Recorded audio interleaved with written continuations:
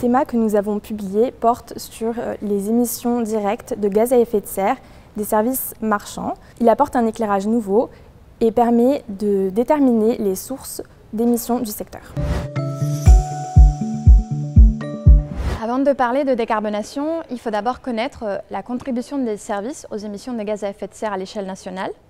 En 2021, par exemple, la France a émis plus de 400 millions de tonnes de CO2 et parmi ces émissions, 58 millions de tonnes étaient attribuables aux services.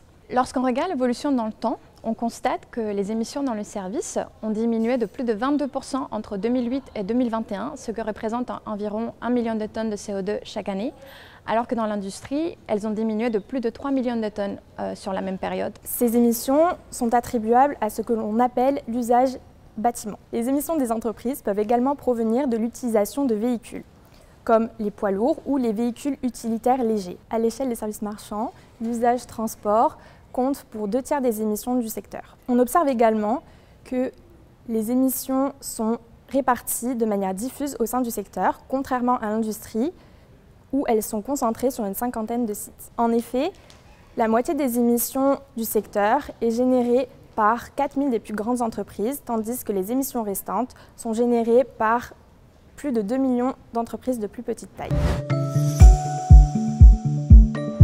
De manière générale, l'intervention publique informe, accompagne et éventuellement soutient financièrement les entreprises pour les inciter à investir dans la décarbonation.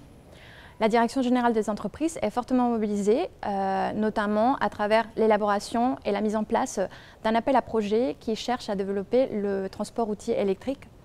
Mais elle pilote également, avec le Commissariat général au développement durable, une charte d'engagement volontaire qui cherche à réduire l'impact environnemental du commerce en ligne.